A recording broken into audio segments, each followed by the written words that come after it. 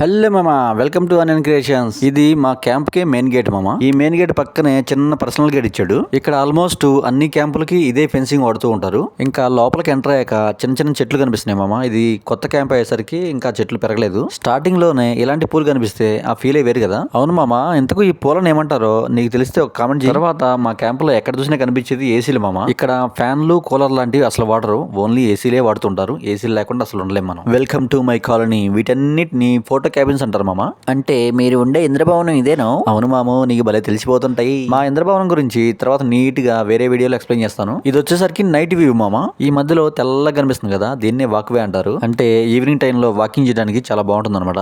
నడిచే వాళ్ళకి ఎలాంటి ఇబ్బంది లేకుండా ఇక్కడ లైటింగ్ కూడా బాగా పెట్టాడు మామ. ఈ క్యాంప్ నిర్మించడానికి చాలా రూల్స్ ఉంటాయి మామ. మినిమం స్టాండర్డ్ అనేది ఖచ్చితంగా మెయింటైన్ చేస్తూ ఉంటారు. మరి ఇంకెందుకు మామ లెట్ సబ్స్క్రైబ్. నెక్స్ట్ కనిపించేది కూడా క్యాంప్ లో ఎంట్రీ అవ్వడానికి. దీన్ని ఇలా ఎందుకు సెట్ చేశాడో తెలిస్తే కామెంట్ చేయ మామ.